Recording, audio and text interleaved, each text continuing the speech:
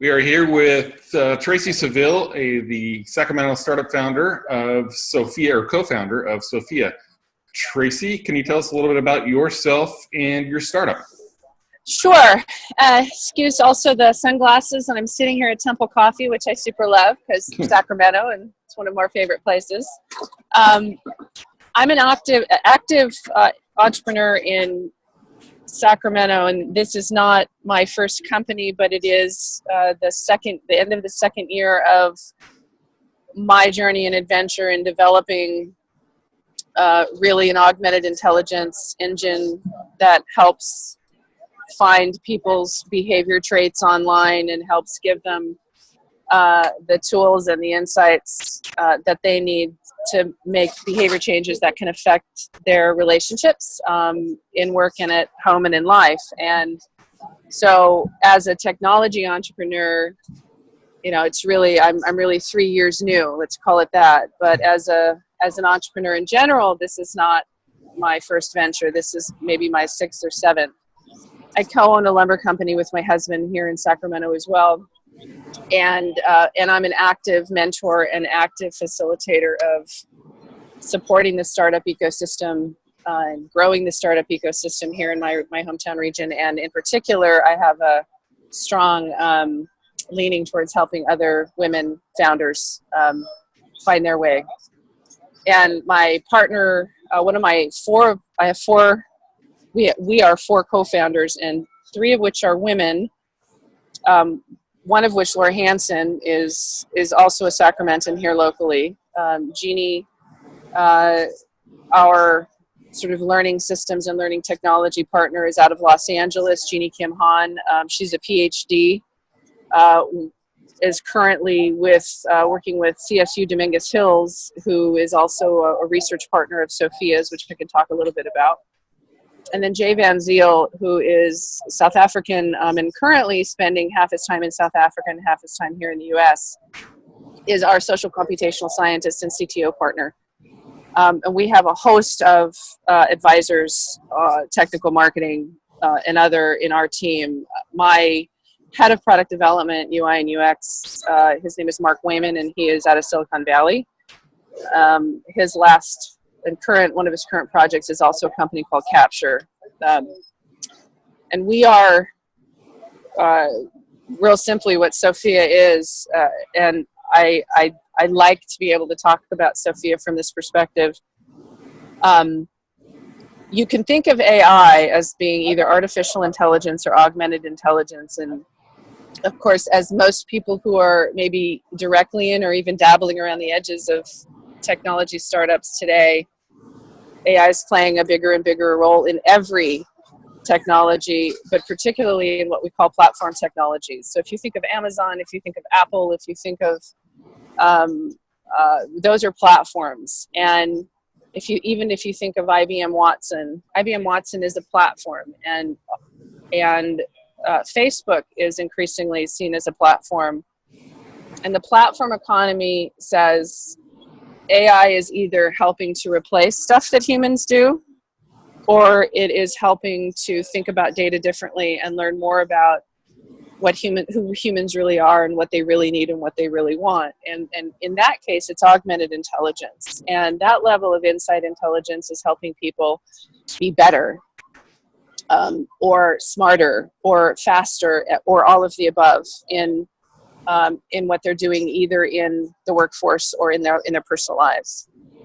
Up until Sofiia, no other company has decided to think about AI and developing an engine that could observe and map quite a bit of our human behavior traits and our conscious and unconscious biases. And in particular, where those impact us the most is in our relationships. All of our interpersonal, most important relationships in work, in life, in whether they're romantic, whether they're our church colleagues, whether they're our team members. And nobody has been trying to figure out or answer the question, how can AI help people understand themselves better and understand other people better, and then look at how we engage with others online or in the real world, and think about our relationship behavior and our communication behavior and our traits and our preferences in a private, secure way to help us know ourselves better, to help us understand other people better, so that we can reduce conflicts, perhaps even mitigate it before it happens in relationships, so that we can be more effective in groups, so that we can more quickly develop really 21st century and beyond workforce skills, which are, in the pocket. These are emotional intelligence and our communication capabilities and our ability to manage conflict and misunderstanding, or to navigate it, our relationships, so that conflict and misunderstanding never happen. And we started with the question, what would the world be like if we could turn all of our human blind spots in terms of our behavior and our biases into opportunities to have better relationships and more effective relationships, and to incite behavior change that would make us more innovative and less depressed and happier and more productive, and less even to the point where my vision has been, I would like to see if Sofiia can help us remove the negativisms from who we are with each other in our relationships. And then the other part of what we've really been exploring with Sofiia in designing our technology is, we know at any given time, and we've done a tremendous amount of research in as you can imagine, in social and business networks, and looking at group and network behavior digitally and in the real world. And our science is based on neuroscience, cognitive behavior, human behavior when it comes to our ability to change and to learn things, and what gets in the way of changing our behavior or learning something new that might change our behavior. But the idea that, lots and lots of work in science have been done to prove that human beings can only really have no more than 8 to 10, really manage well, no more than 8 to 10 quality relationships. How we are currently structured, and the problems that we have with current social and business networks are, there's no meaningful way to either convert arm's length connections to more meaningful relationships or effective relationships. We do not have the ability to maintain and manage private networks in a way that also gives us all the tools that we want our social and business networks to have.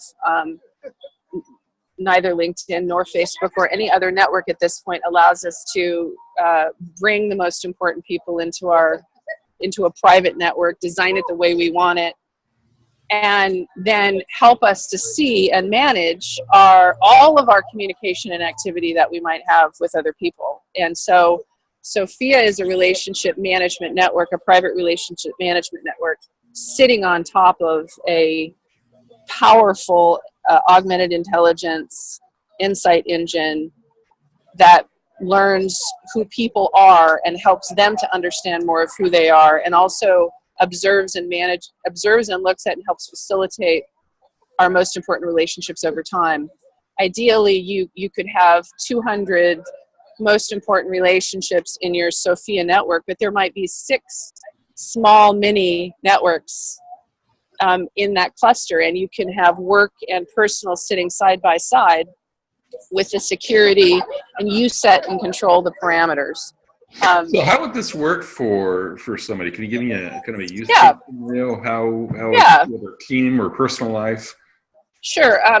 I'll start with Alice. We have a demo user case. We have several, but Alice is one we actually built our demo around. As you can imagine, the state of affairs in the world itself today gives us some pretty interesting fodder to talk about the impact that Sofiia might have in the world. Expressing our conscious and unconscious biases towards each other. It's gotten us into a bit of a soup all over the world. The presidential campaign has given us a really interesting case study. So we created Alice, and Alice is in her mid-40s. She's Midwestern. she's actually a red voter, and her family's Republican, but and her husband is pro-life, but she's pro-choice because she has experiences with women who have changed her view about this, but she's a church-going person. She's using Sofiia. She's got about 111 people in her Sofiia network, and in that 111, she's got 8 smaller networks that each one of these individuals are assigned to or belong to.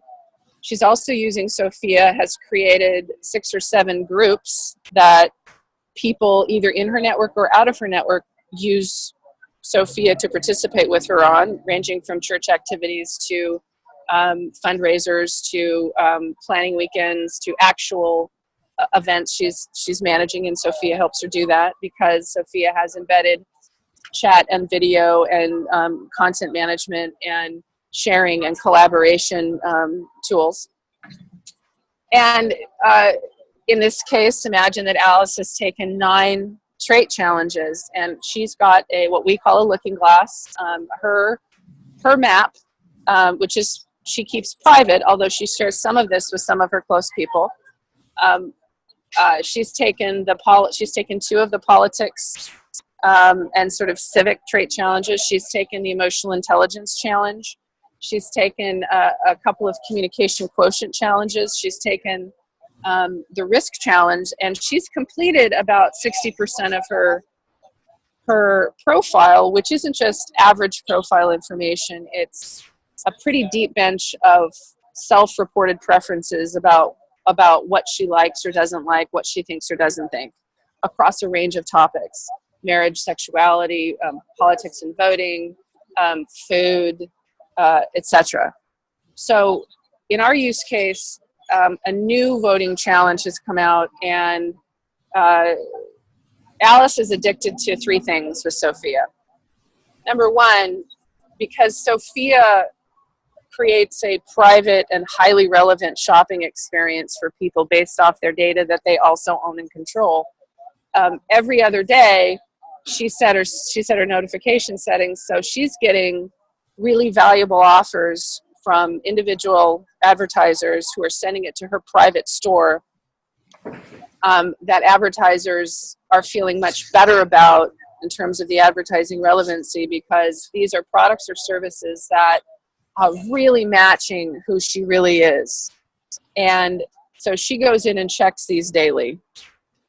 And that's part of her addiction. Additionally, she's also a part-time communication consultant, and so she loves the ability to have one place where she can put all of her stuff. No more multiple apps, no more multiple places, and lots of easy ways for other people to engage with her, even if they're not members of Sofiia, and no trapdoors, and just really simple and elegant to use.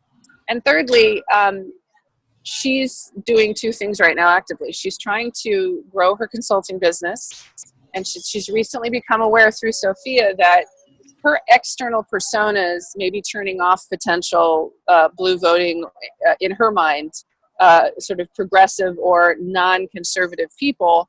And she's thinking that maybe she'd like to build her client base and thinks she can do some of that in New York.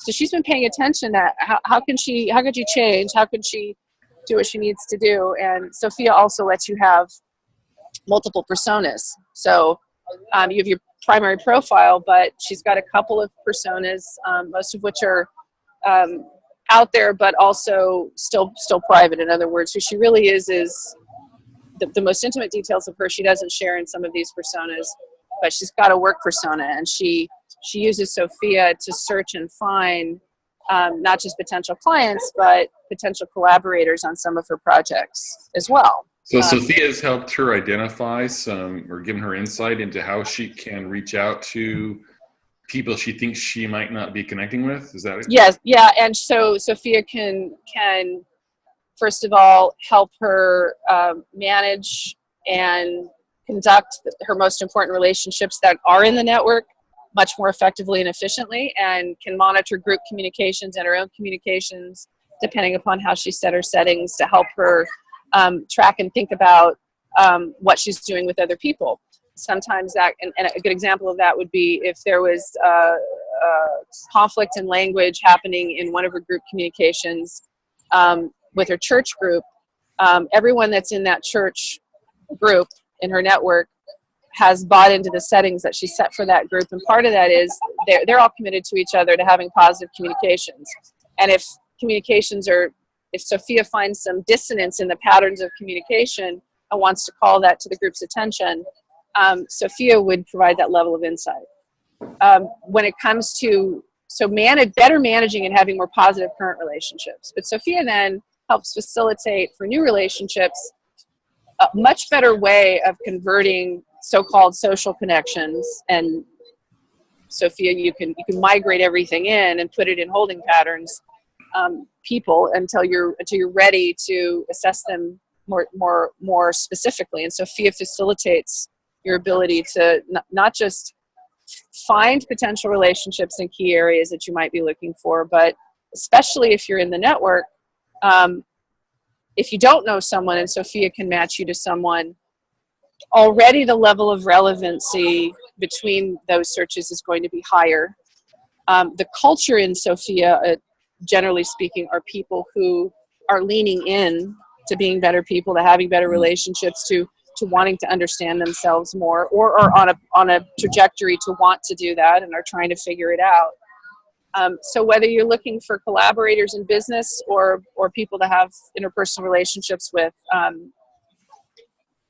there's a whole set of tools, what we call relationship tools, and some of those are graphical, some of those are insight. We have a thing called the Keys to Me, which could be a really, really deep dive, fast accelerated way of someone else figuring out who you are, and you share it with them because you want to facilitate a better starting place, a better foundation for the relationship that you hope that you can develop over time. And those are just some of the ways that by the time we get to version 1, those are the ways in which we hope to facilitate better relationships, better current ones, and develop more meaningful ones. So you mentioned version 1. What's your delivery schedule like? Way more ambitious than it probably should be. Well, we just in this calendar year, we really spent the last 7 months completing our what we'll call our prototype to V1 backlog, our design and development plan. The prototype will have chat, video, the ability to test, the basic ability for you to bring all your most important people in to really test the private network stickiness. It will give people the ability to take traits and also to create their own traits, which is now this is a good opportunity to talk about. Sophia's a platform, and as a platform, we can sort of call ourselves an API as a service platform. So simply every person who is in Sophia has their own personal human behavior API. And because they own their data, they own and control their data, and we provide a market for them to make that data available to advertisers and a private place for that, to enable that. They're actually paid by advertisers, and they pay a subscription fee for us to enable various levels of widgetry for them relative to selling their data or making that data available for beneficial uses for them.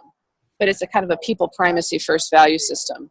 In the prototype, we won't have that platform, but they will from the beginning be able to own and set and control their data patterns. It'll take us 12 to 18 months to complete sort of the full ramp up all the way to a version 1 from the prototype where the open market, the API market will be available, and our first APIs for other developers and the world to use to make their technology software smarter about people. So think of us, if you think of Watson as having 100 APIs that do 100 different things, these are little API widgets, right, that anyone can kind of come along and grab.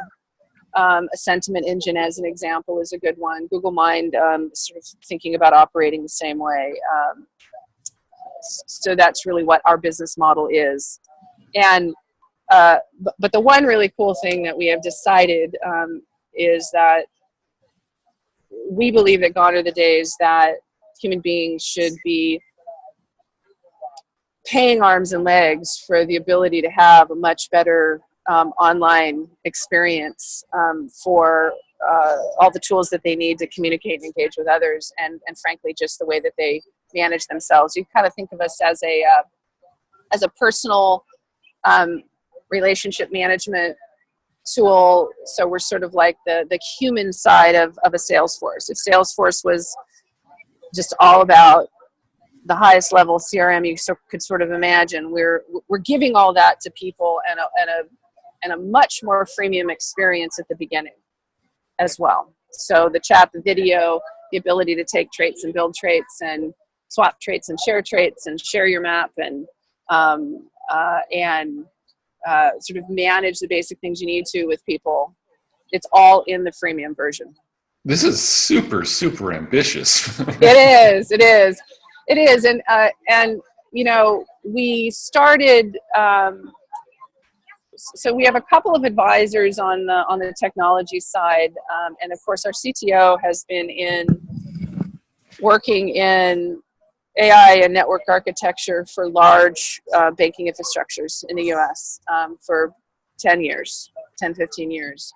And he's really one of the people that's been advancing, looking at data and creating data frameworks for how to think about what people do with each other in ecosystems of data. And that's really where where data is going, right? That's where all the analytics are moving. But when you think about it, in every case where profitability is impacted, where conflict is related, where isms and workforce issues are related, where performance is related, it all comes down to human beings and our behavior.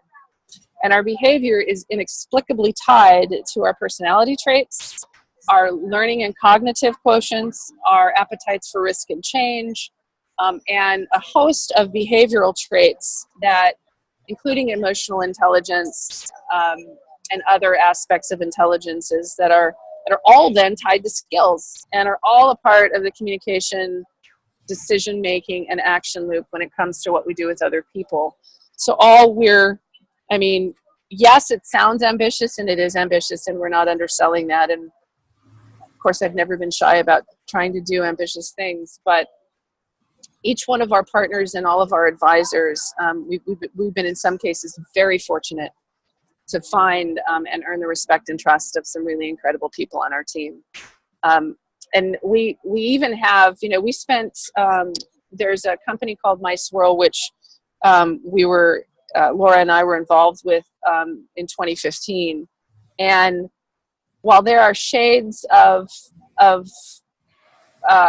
some of the idea of what MySwirl was as a collaboration platform for women or for people for the women-based economy, we hadn't really dove into any of the AI in that undertaking. And because we spent, I guess you could call it a pivot, but really it's less of a pivot and more of an evolution. With that project, we found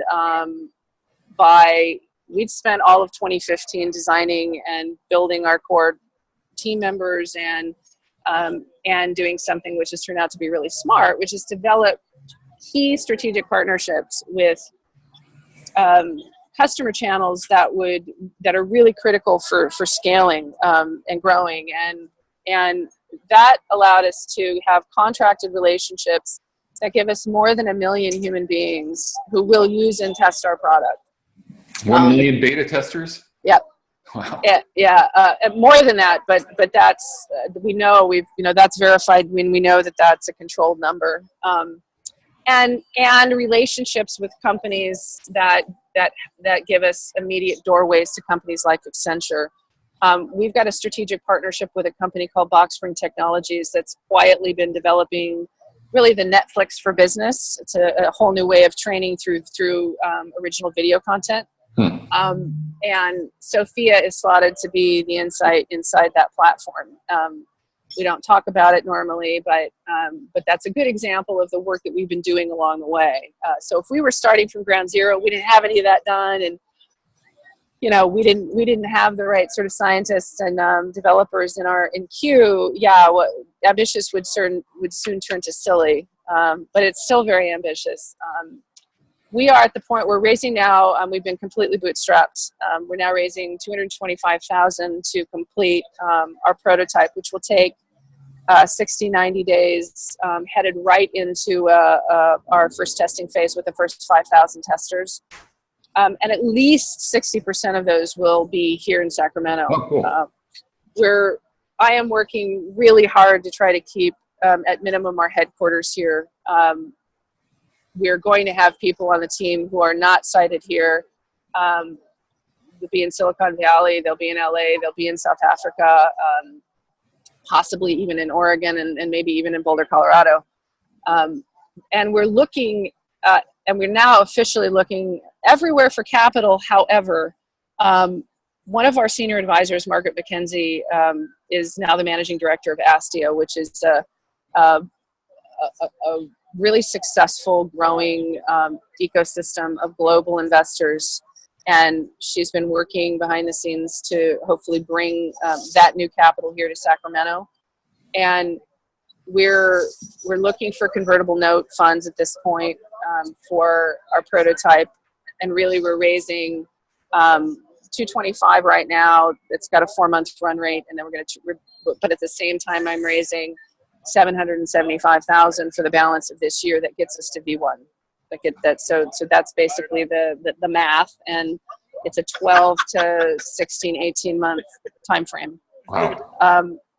But so I'm trying to find that 225, and we just started officially. So here in Sacramento, and I'm hoping that that one or more of those same investors at this stage will also be people that would facilitate their next level money through Astia, because we're sort of positioning ourselves to throw ourselves into that pipeline if we can. That would be my hope. But I am going to a really cool. You only get invited to Conscious Leadership Bootcamp for an entity called Merge Lane in Boulder in March. And already we know that there are likely going to be investors that would be meeting, and we've got contacts that we've been working on for more than a year on the East Coast as well. So if I can help it, I'd like to put as much concrete in our shoes, here in this community as possible. Because as you know, I'm working also I agreed to be an entrepreneur in residence for a new project called the Fourth Wave, or formerly the Elevate project, which is one of the Rails grantees. And that's a project starting in January that will work to find at least 5 female-led tech-centric companies to help facilitate all the way to capital for either first capital or growth capital. And it means a great deal to me to leave, sounds weird, but to leave a legacy, to spend some of my time making sure that no woman in my position ever has to go through what a woman in technology and capital has to go through, especially when you've decided to build the most complicated and the hardest to do at the point in time when the whole world is, turning to that. So, Do you have a special trick for time? I mean, Sofiia is really ambitious, and not only are you doing that, but you're doing the Elevate, or Fourth Wave, formerly called the Elevate Project. My God, where do you come up with the time to do all this? Well, I am, if you ask my husband and my son and my family, they would tell you that I'm really bad at all of it, that they never see me. And if they were honest, I would say that 3 years ago when I made the decision to walk down this path, this is totally different than starting and managing the other businesses that I've been involved in. I'm also the CFO of our lumber company. So I've been managing 3 or 4 sort of balance sheets and all of that at the same time too. Like 3 or 4 plates. Yeah. And it's not sustainable forever. I've got another hard climb year in me at least, for sure. But it's a lot easier to do when you've done the work with the relationships that you are in with the people you're doing what you're doing with, and which is not to say that it hasn't been difficult, because the startup world, entrepreneurial world is incredibly hard. It's just really hard, and people and relationships can either make it really great or make it more difficult. And I've been really fortunate. It hasn't all been sunshine and roses, but I've been really fortunate, and got a lot of really smart, capable people, and highly capable. Lots of Type A personalities and lots of highly effective people. And I don't go out. My life. This is my life for right now. But I've made that decision. So where do you think we're at? You're really active in female entrepreneurship, globally even. Where do you think we're at here in Sacramento? I was just chatting with Brianna McGuire last week, and she was just saying how much she wanted the exact same thing that you're doing. So she was really excited to hear about the Elevate project, or the fourth wave. So where are we at? Are we better off than the national scene, or what's our status? So, I'll put it in just a small bit of context. I'm a member of, and I'm a contributor to a global group and a book project called The Internet of Women. And that book had more than 30 female technology entrepreneurs in it from all over the world. And from Israel and Dubai to South Africa and Australia and the UK, and I had the ability through that window to get to know not just these women, but these startup ecosystems and the let's call it the venture cultures that they exist in. And the one thing I realized, although I wasn't surprised by it, is that the barriers and challenges that women in technology have faced, especially in the last 5 years, are the same everywhere.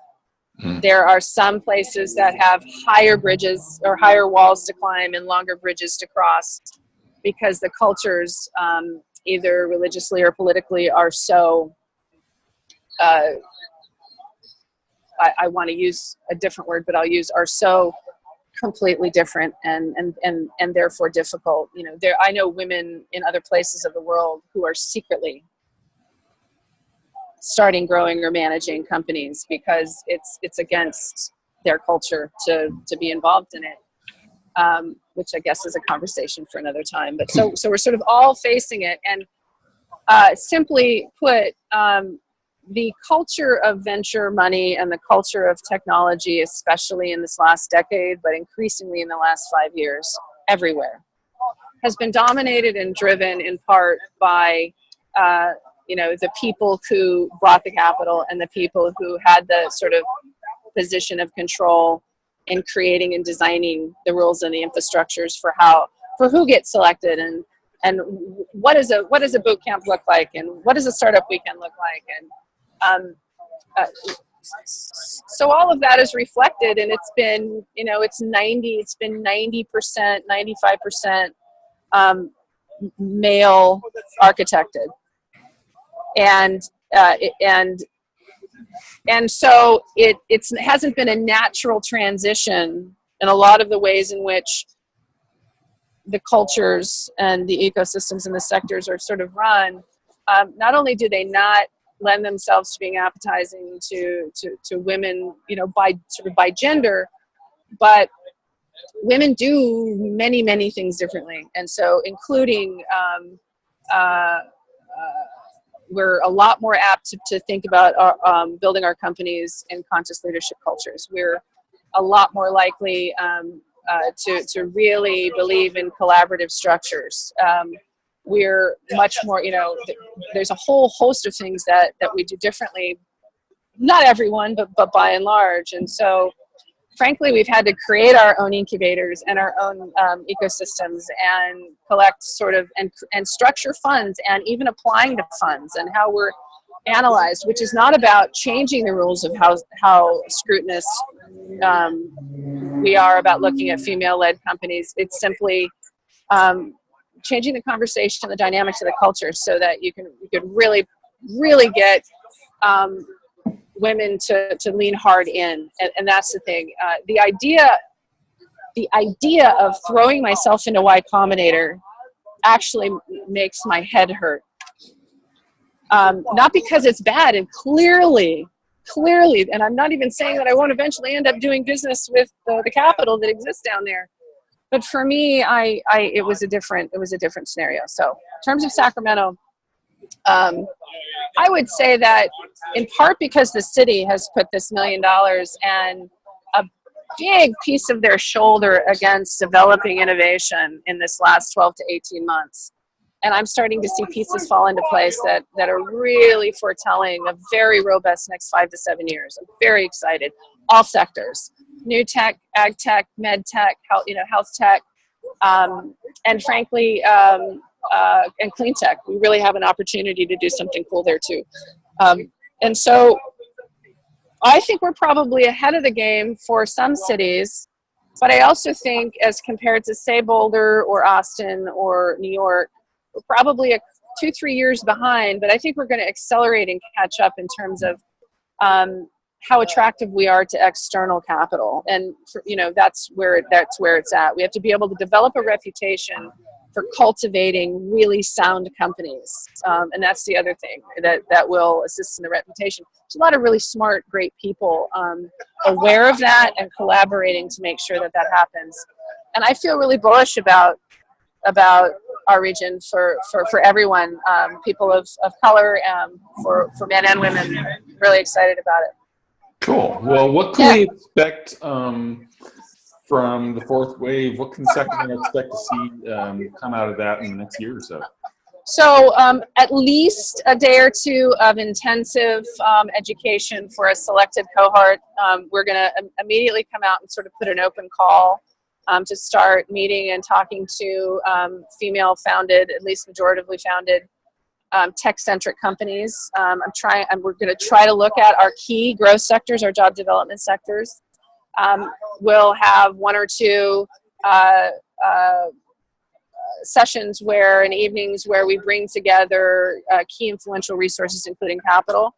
But really, we're also going to be finding and creating an intensive office hour coaching infrastructure so that we're assessing what these cohorts that we select really need, and we deliver it to them and facilitate them to their next level capital. So that, and really creating, we're going to be doing a research project that resets the metrics and the picture for what is the picture for female-owned companies and businesses.